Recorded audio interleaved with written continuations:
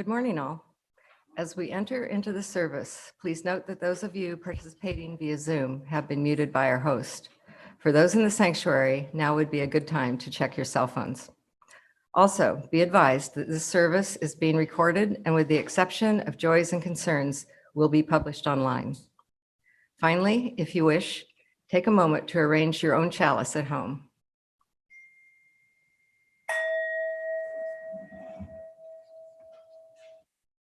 Come to this place, whoever you are, wanderer, worshiper, lover of learning, all seekers after what is true, all who seek a community of compassion and diversity. Come to this place, whoever you are. Though you've broken your vow 1,000 times and you're too busy and you don't have the time.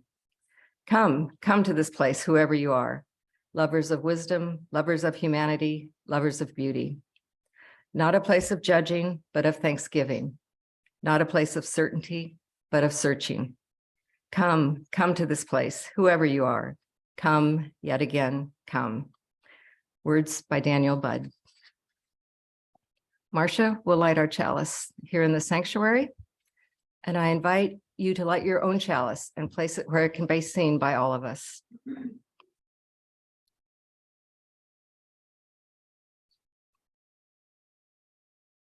At times, our own light goes out and is rekindled by the spark from another person.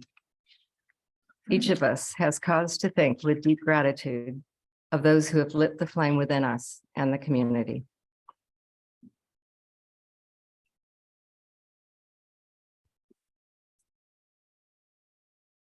Before we sing the first hymn, let me remind our remote participants to leave yourselves muted. However, we want you and whoever is with you to sing with us as big and loud as you like. Make it a joyous experience. Please stand if you are able and sing the opening hymn, Let Freedom Span Both East and West, hymn number 148.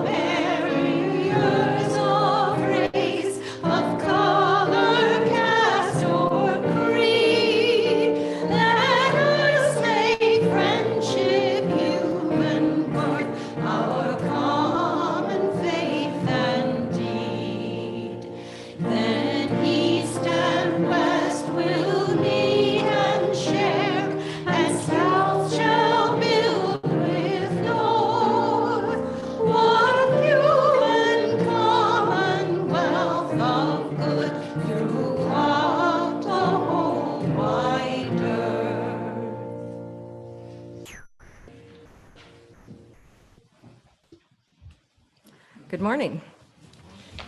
Welcome to the Unitarian Universalist Community of Cambria.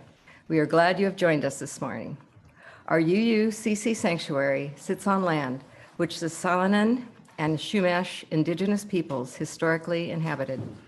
We honor their contribution to this region and give thanks for the opportunity to gather in faith on their unceded ancestral lands. Let us now share a moment of silence in appreciation of the beauty of the land we now inhabit.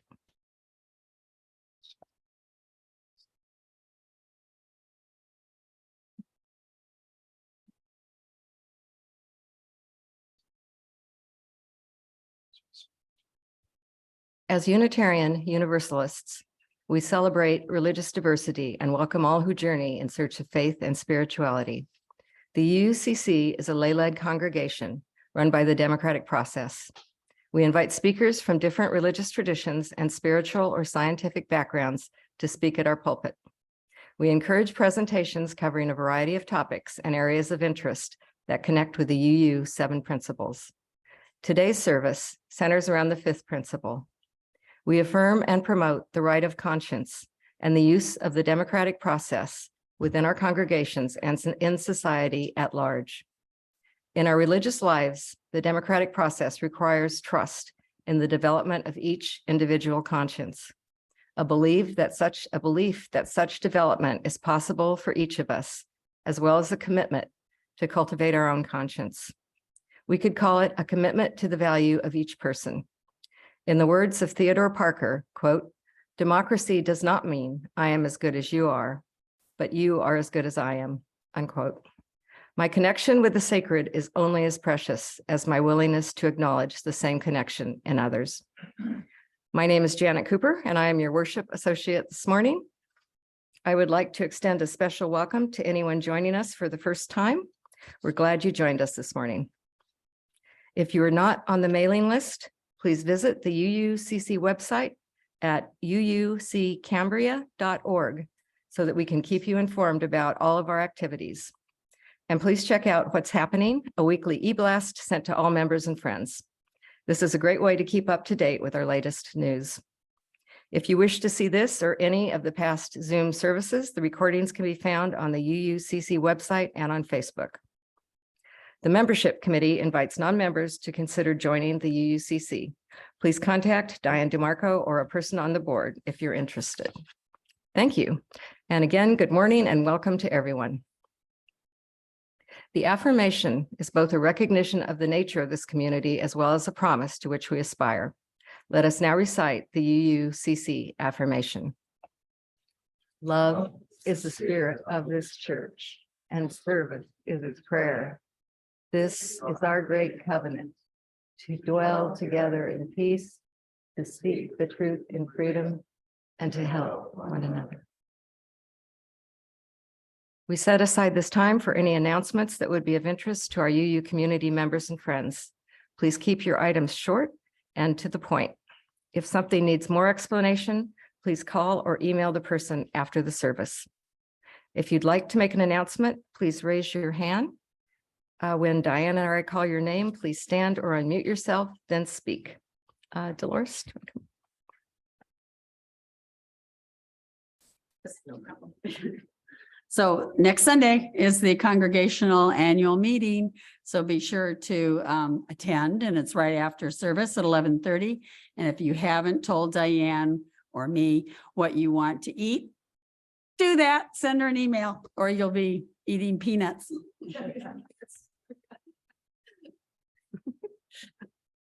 Kat.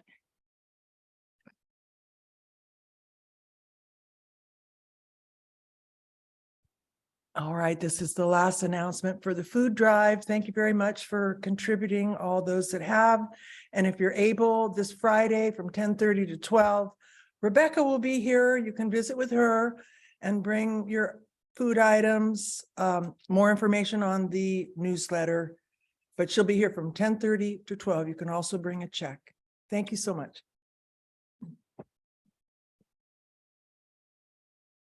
Thank you. Do we have any announcements? Okay, this is Randy. Diane's not with us. I don't see any hands, so back to you, Janet. Okay, thank you.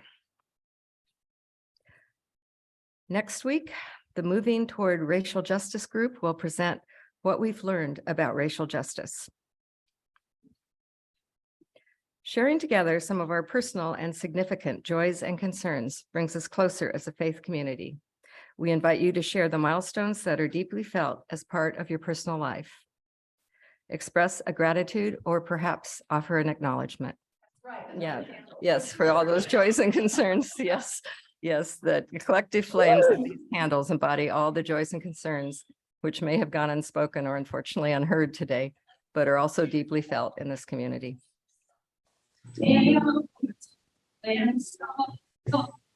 I saw the sin of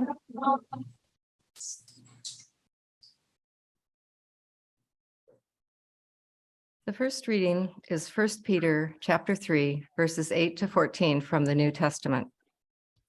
Finally, all of you, Have unity of mind, sympathy, brotherly love, a tender heart, and a humble mind. Do not repay evil for evil or reviling for reviling, but on the contrary, bless, for to this you were called, that you may obtain a blessing. For whoever desires to love life and see good days, let him keep his tongue from evil and his lips from speaking deceit. Let him turn away from evil and do good. Let him seek peace and pursue it. For the eyes of the Lord are on the righteous, and his ears are open to their prayer. But the face of the Lord is against those who do evil. Now, who is there to harm you if you are zealous for what is good? But even if you should suffer for righteousness' sake, you will be blessed. Have no fear of them, nor be troubled. Let us join in a time of meditation, of prayer, and of silence. Let us seek the quiet and the calm, laying aside our struggles. And in the silence, may there be a reverence in our heart, a thankfulness within our spirit, and a deepened understanding of the meaning of our lives. Let us enter the stillness.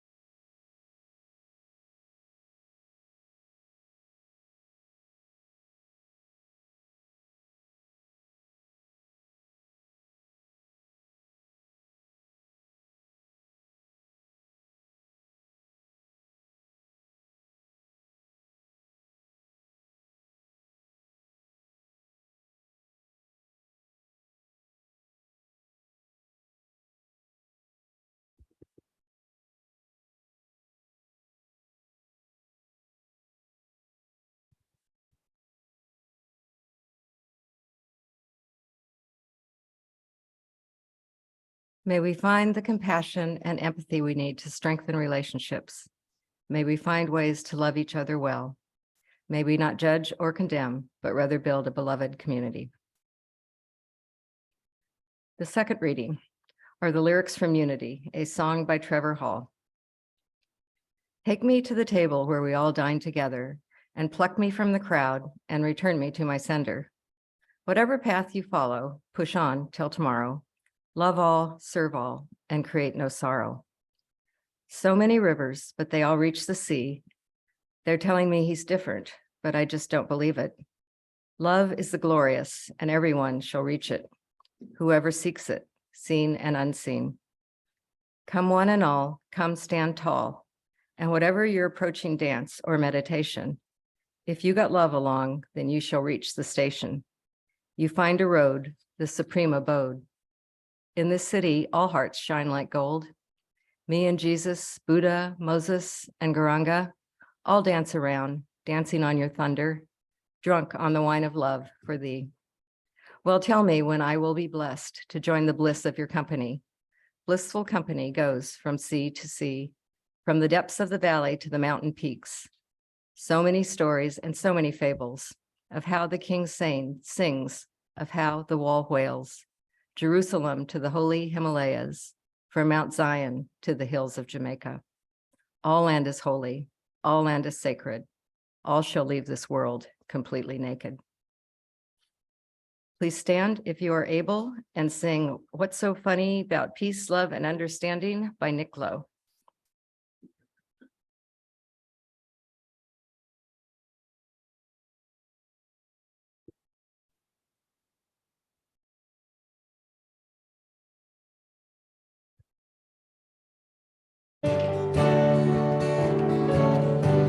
As I walk through this wicked world, searching for light in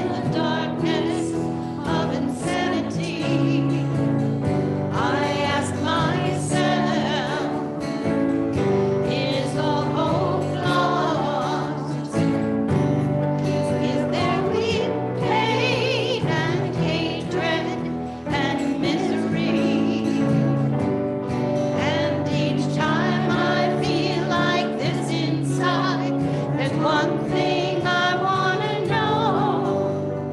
What's so funny about peace, love, and understanding?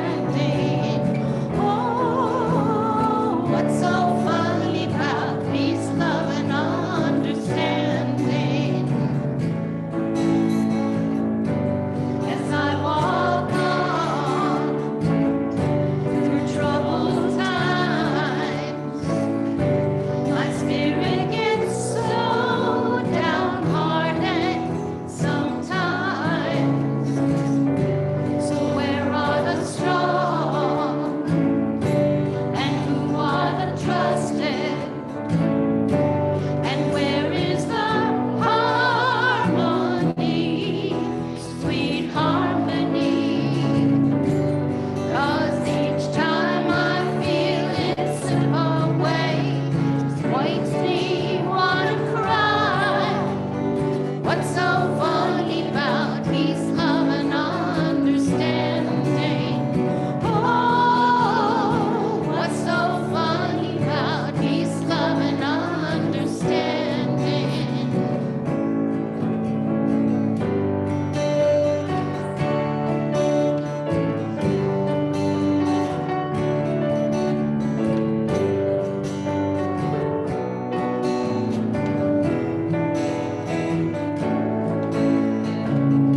So where are the strong and who are the trusted? And where is the harmony, sweet harmony? 'Cause each time I feel it slip away, it makes me wanna cry. What's so funny about peace, love, and understanding? Oh, what's so funny about peace, love, and understanding? Oh, what's so funny about peace, love, and understanding?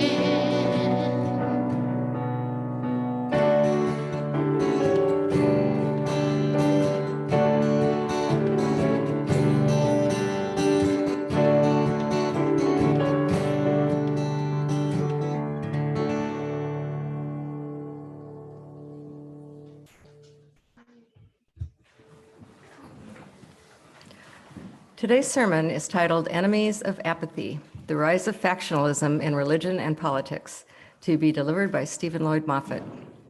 Dr. Lloyd-Moffett is a professor of religious studies at Cal Poly, San Luis Obispo, with a MA and PhD in religious studies from UC Santa Barbara and a master's of theology from St. Vladimir's Theological Seminary.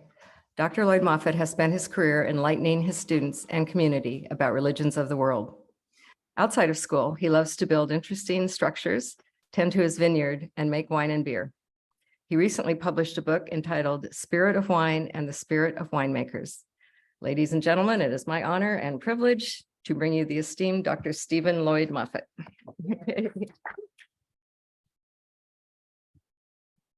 Thanks, Jen, and thanks for having me again. It is become like the pilgrimage to Cambria to work through my thoughts, and it's a privilege to be up here.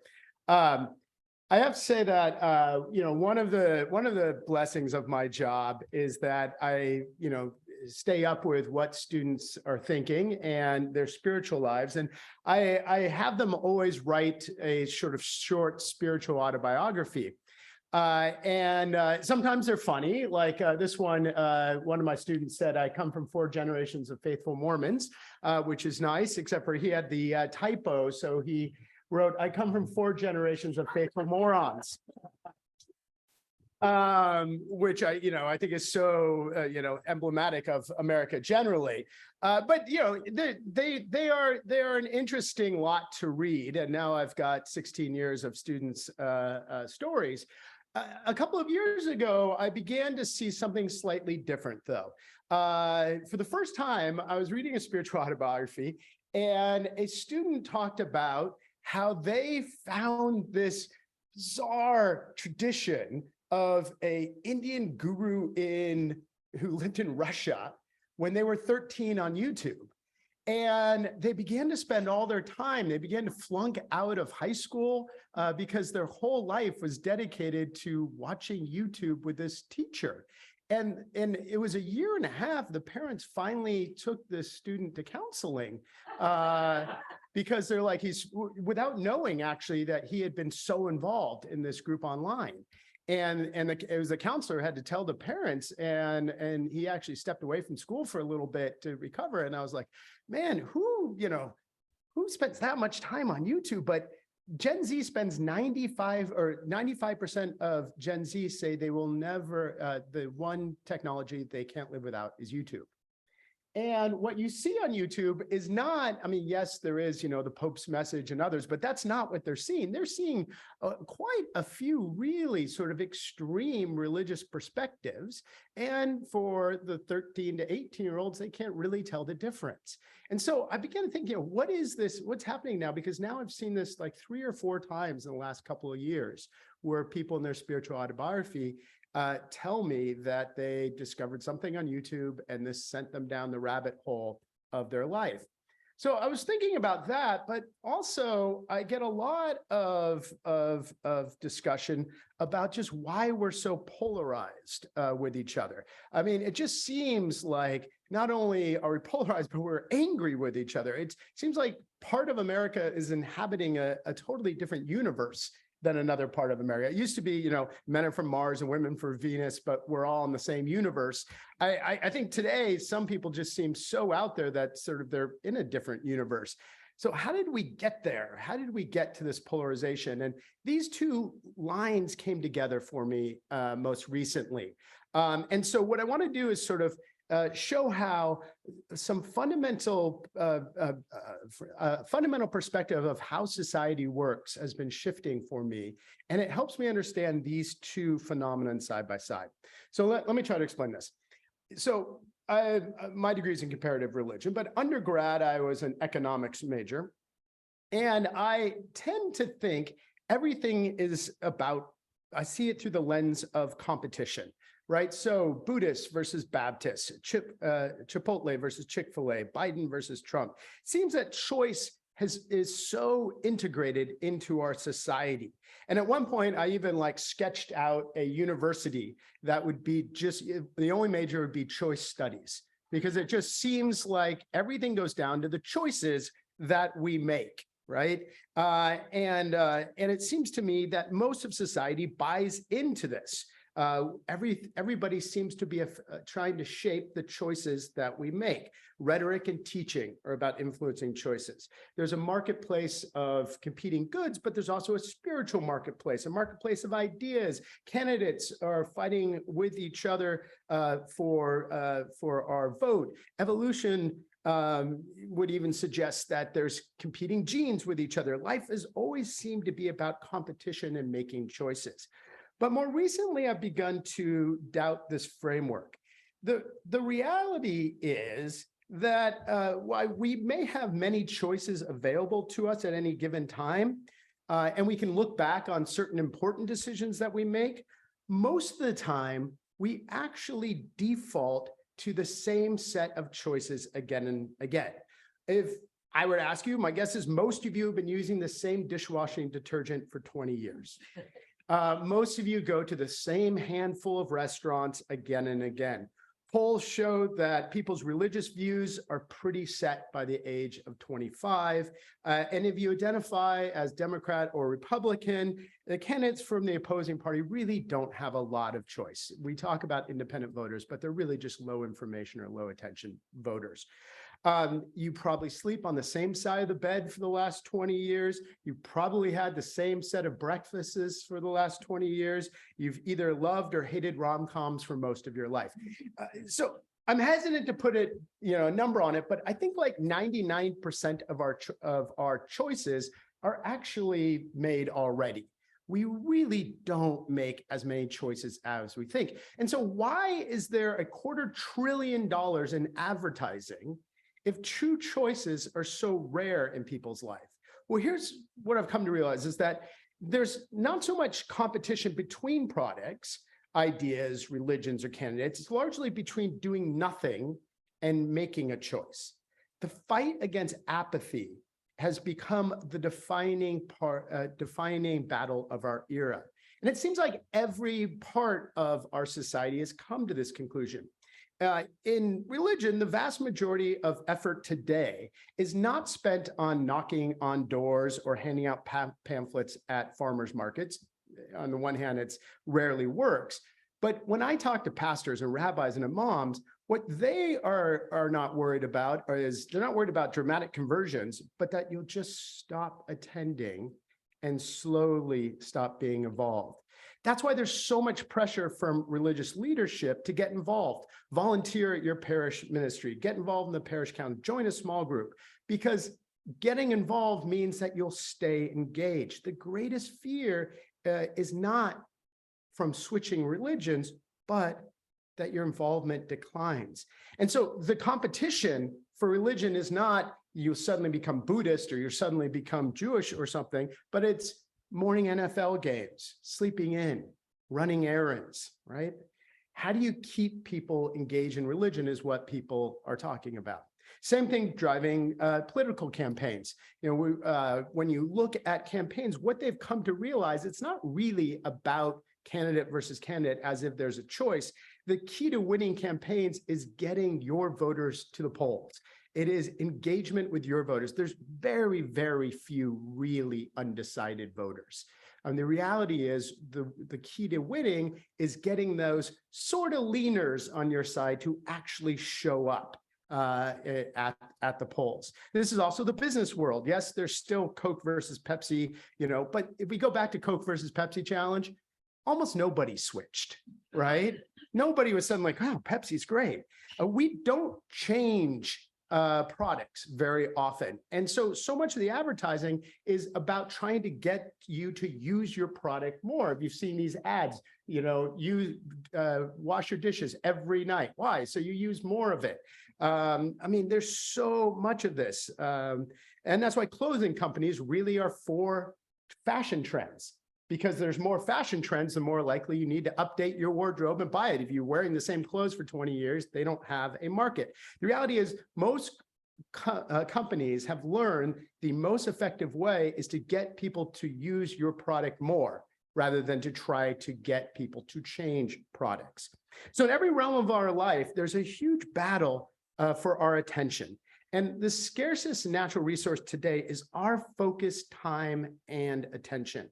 And the most successful entities in America are master manipulators of our attention. So Netflix realized that if you release a whole series at once and automatically start the next episode, people are going to stay up way later than they think they're going to, right? Because it's just going to be the default.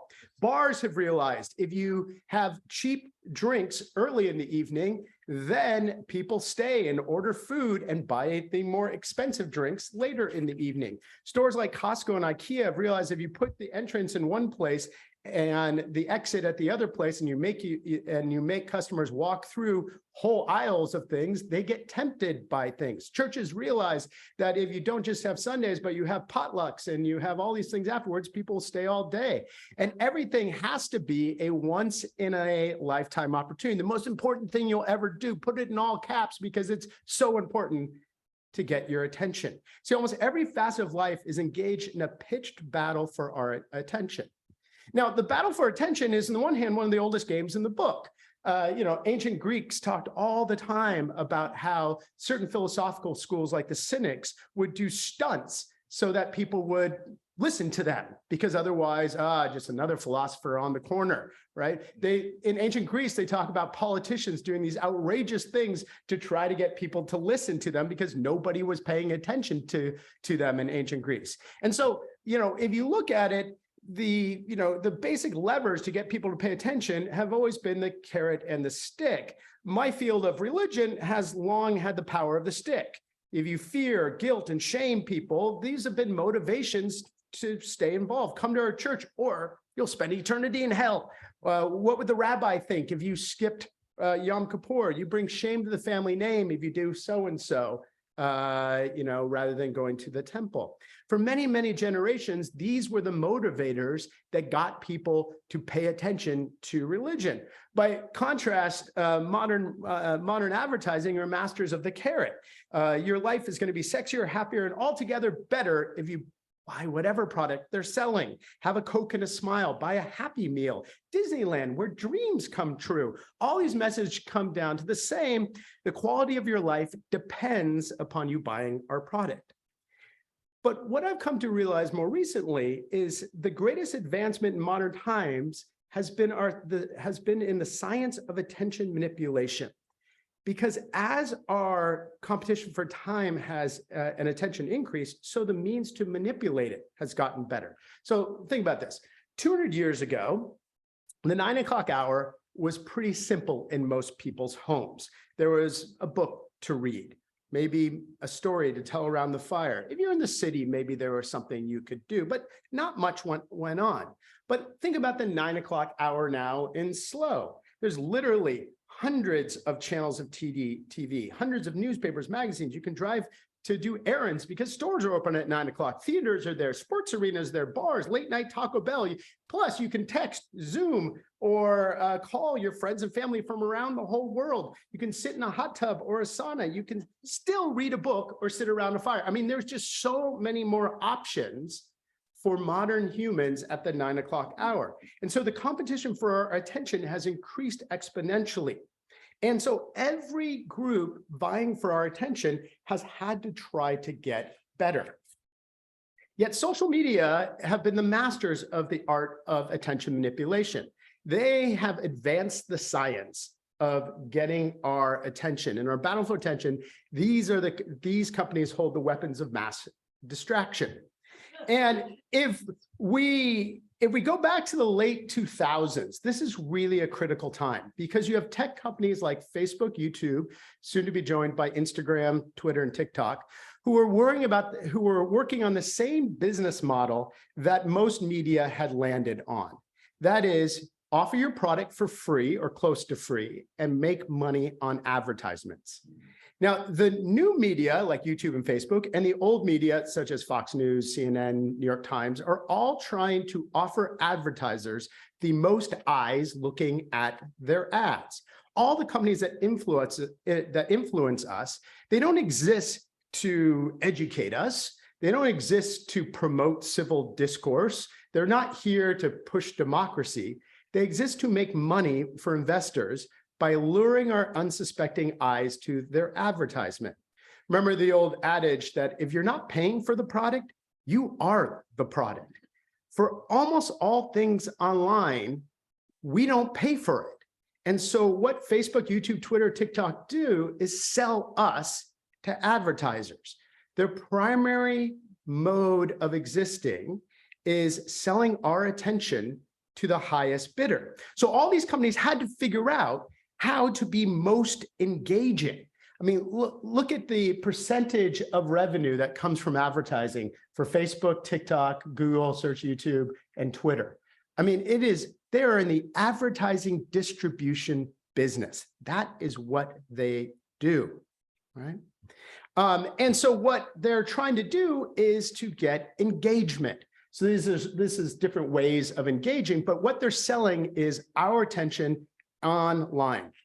Now, in the battle for attention, the new media on the internet had an advantage over the old media because CNN puts out one broadcast, right? And they're hoping people pay attention to it, but they only have one product to sell out. New York Times puts out one edition or maybe a couple editions, right? Time Magazines has one chance a week to see if you do it. And what they do is the people are successful in that have their pulse on the market and put something good. By contrast, new media has the options of running experiments constantly to see what pushes engagement. So Facebook, YouTube, Twitter, and TikTok have done hundreds of millions of small experiments that all work more or less in the same way. And let me try to explain with an example from 2009 or so. So let's say 2009, you're an 18-year-old boy and you go to YouTube to learn how to complete the Rubik's Cube, a classic 2009 18-year-old boy thing to do. So what does YouTube do? They want you to click on another video, right? They want more engagement, but they don't know what video will be popular. So what they do is they conduct a little experiment. 100,000 of the original 400,000 viewers will get how to, do video games because young boys like video games. 100,000 will get worldwide wrestling because that's another, boy thing that they have the idea. Another 100,000 will be like, well, maybe they want to go to Disneyland. So let's put in something, tips and tricks of Disneyland. Another 100,000 are going to get funny cat videos because who doesn't like funny cat videos, right?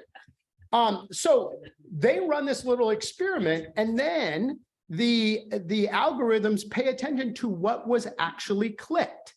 So let's see what got clicked. And then what's going to happen is the next 100,000 viewers are going to get pushed the one that had the most active engagement after all, right? And so in this example, young men click the video, are going to see suggestions from now on about the top 10 video games. Now, notice here, the goal of this experiment is nothing other than to increase time on the site, right? To optimize engagement. They're not employing psychologists or advertising executive to guess what people like. They're simply trying to run an experiment to see what was actually clicked. And so these platforms learned what types of videos people watch more and what types of videos they just turned off and went on to something else. And after conducting these little experiments millions of times, they solved for the exact best video to follow the previous one to entice people to stay on YouTube, right? Again, they don't care what that video is.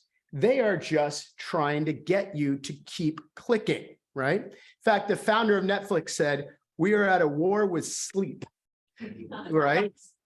Because what they're trying to do is to figure out what is gonna keep you up and keep watching Netflix. So here we're at the point of trying to understand the polarization of factionalism, because what kind of videos seem to attract the most? Well, one of the things we learn from the YouTube is people like lists. That's why there's all these top 10 horror films, 5 best ad campaigns in the 1990s, top 10 songs from your birth year. People like lists. People love scandals and gossip, right? Tabloid journalism has learned this, for years. People love scandals. True crime. People, the old adage, if it bleeds, it leads, translates to the digital world. It turns out that, rubbernecking for a train wreck is something we do online too. And yes, people love cute animal videos. Hippo babies, quirky cats, dogs dressed as historical figures gets a lot of clicks. And so far, this is not surprising psychologically for us, right? These are all things are pretty predictable. But what gauged the most attention was outrage at another group. So let's go back to this example, the Rubik's Cube video. What they discovered with 18-year-old boys in the late 2000s was it didn't matter what video you put after or what the video was. The #1 clicked video was always an anti-women video, an anti-feminism video. Every single time. It didn't matter if it was Rubik's Cube.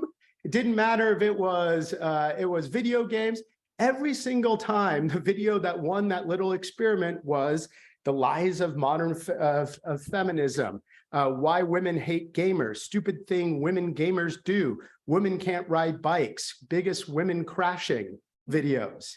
Every single time. It seems like when teenage boys are alone in their parents' basements, they want to feel good about why women seem to be rejecting them outside of the basement.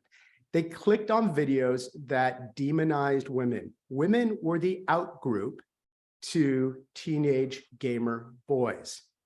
And why the platforms are not as are no longer dominated by teenage boys, the basic paradigm plays out on social media the last decade. What machines learn about our habits is the more outrageous the claim framed in terms of a threat to your identity group, the more likely you are to click on it.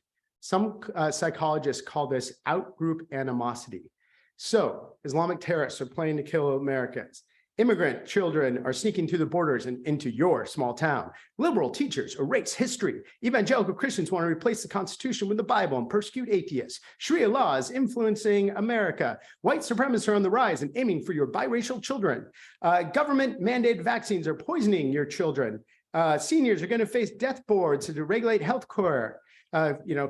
Critical race theory is coming into the world. You see, algorithms reveal that Americans click videos or click headlines that capture our attention are the ones that are perceived as some threat to your group. So every group, seniors, mothers with children, Republicans, Democrats, Christians, Muslims, Jews, atheists, gamers, rural whites, Asians, African Americans, patriots, sci-fi, every group has some opposing group.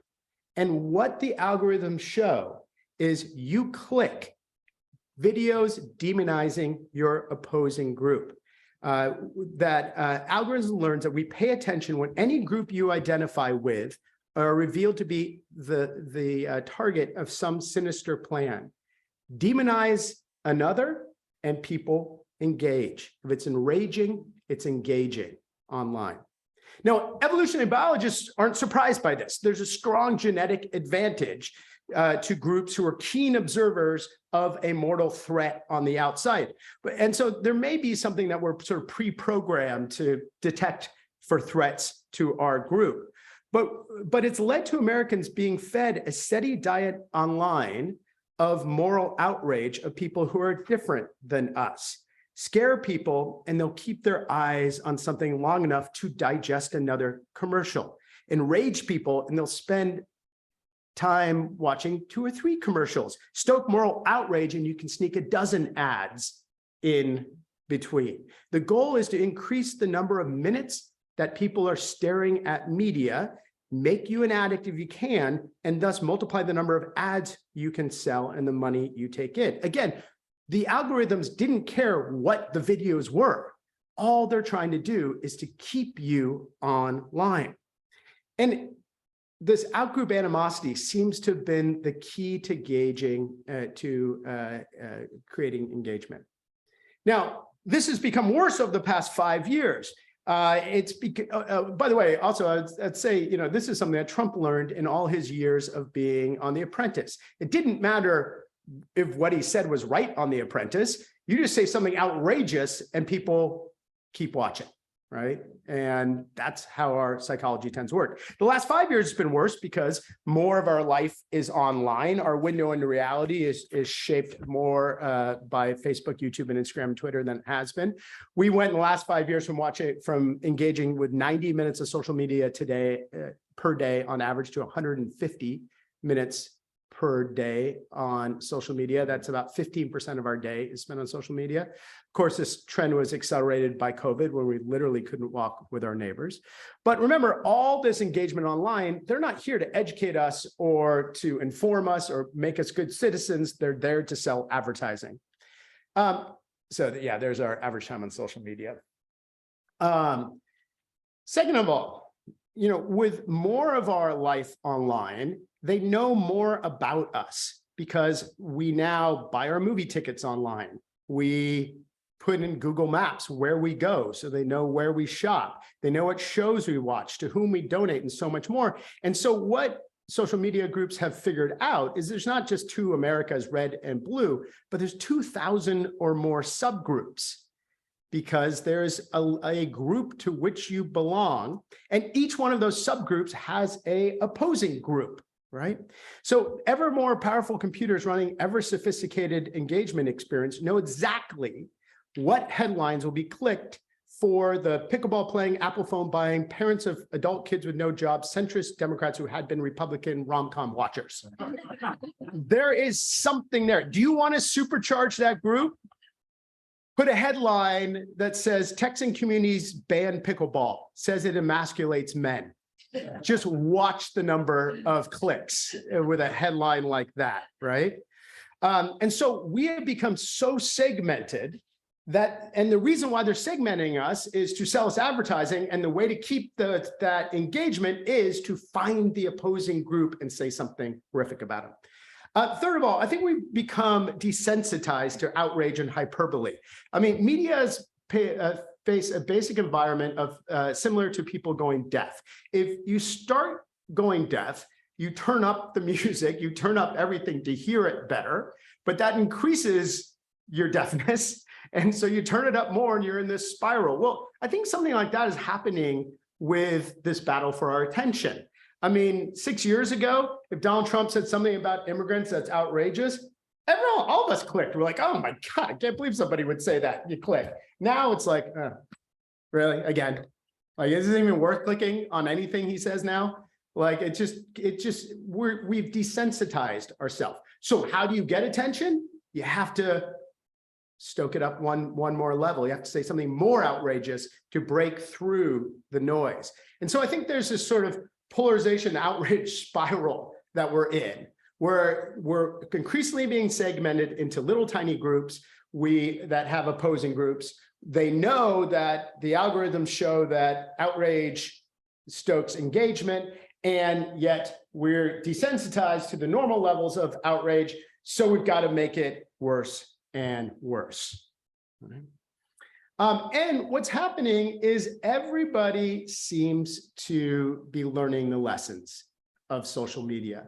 And so now what the politicians learn is, if you want to get engagement, figure out who your voters are opposed to and say something awful about them, right? Get them engaged. Because I mean, politics is one of our most pure forms of a competition for attention, right?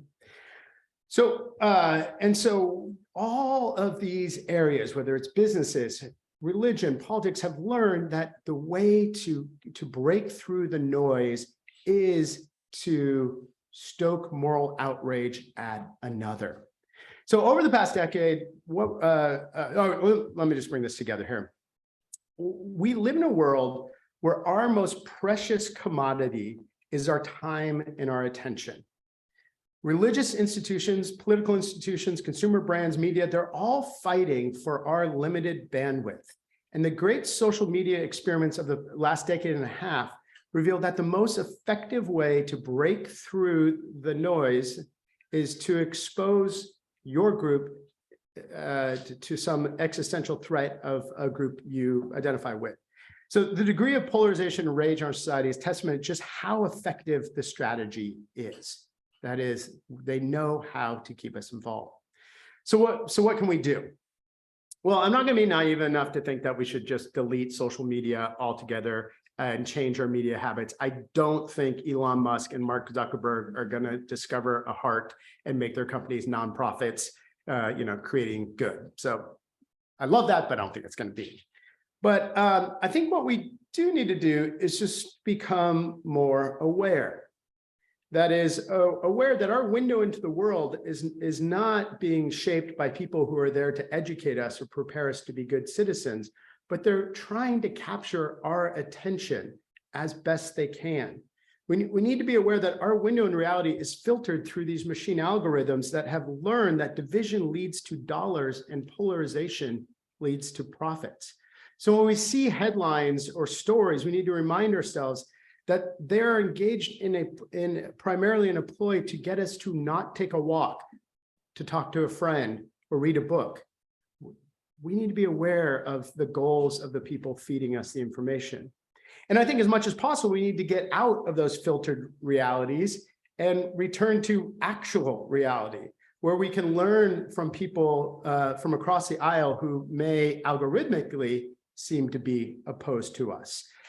Because the reality is, when we actually talk to our neighbors, there's often much, much more complex than the algorithmically designed caricatures designed to stoke outrage in us. They may be divisive because they're on receiving the same stimulus from social media companies. But if we burrow down more, we actually have so much in common with people across our communities. And maybe instead of dwelling on the 1% that divides us, we can search for things in common and cherish it. Because in the end, I think that, the unity that our verses and our songs speak of is something we actually do cherish, and we don't understand why we're being so divisive towards each other.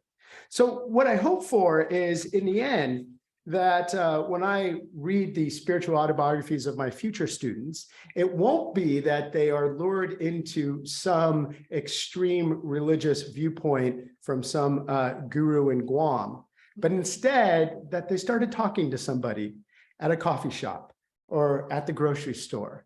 And that conversation led to getting a coffee together and maybe a beer together. And eventually they ended up being together at a wonderful place like this, being a part of a community like you have here at the Unitarians. And that's their spiritual biography. I hope that.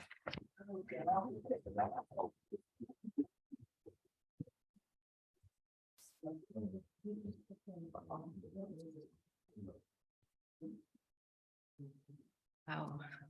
Thank you, Stephen. That was, wow, amazing. You explained a lot. The morning offering will now be given and received. Please remember, we are a self-sustaining congregation and provide all financial resources for our many ministries. We recognize the spiritual value of generosity and invite you to participate. If you are viewing the service remotely, please use one of the methods shown on the screen. Thank you.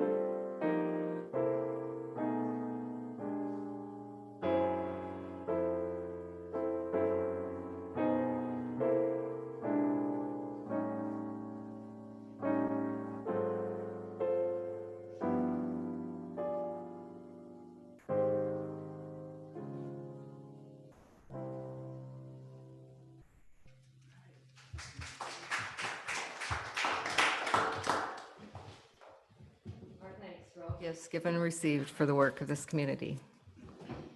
Let us now sing the doxology.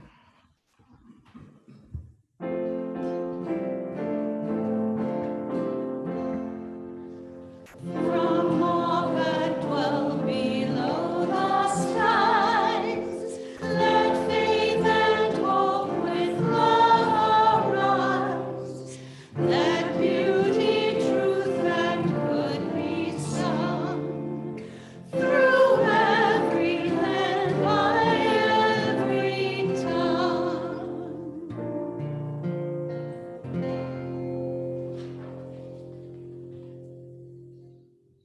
Please stand if you are able and sing the closing hymn, One More Step, number 168.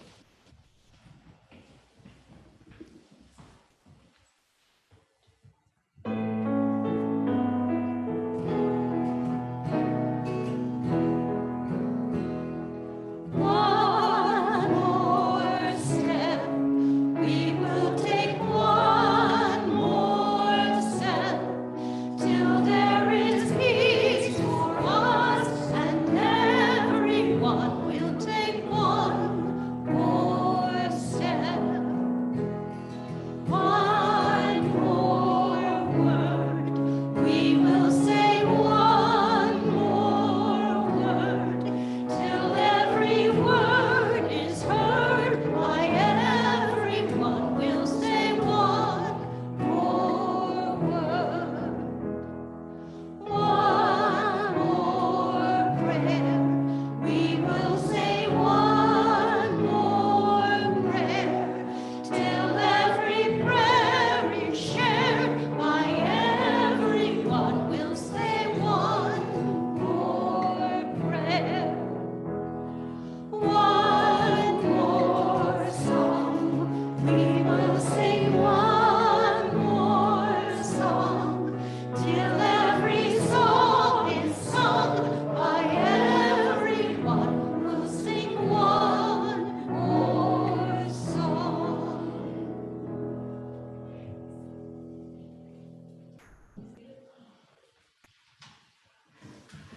Let us now recite the valediction. The flame of this chalice will no longer burn today, but the light of the flame within our hearts continues to shine brightly, illuminating the love felt in our community. Please extinguish your chalice at home now.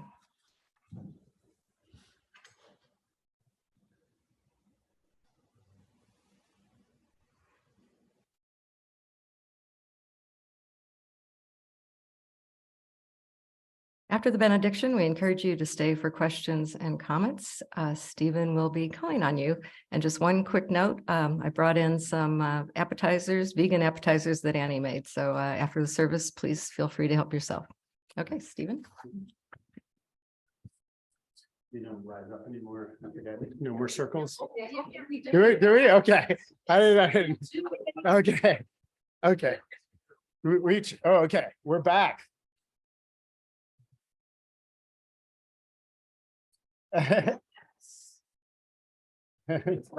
Oh. All right. All right. As we go forth into the world, let us remember to thrive in actual reality and find the people that are looking for the community that they seek in their hearts. And may the aspirations of our scripture and our songs for unity play out in our every interaction with all those who are in the world, and the bonds that we share here in this community can spread throughout the city, the country, and the land. Amen. Yes.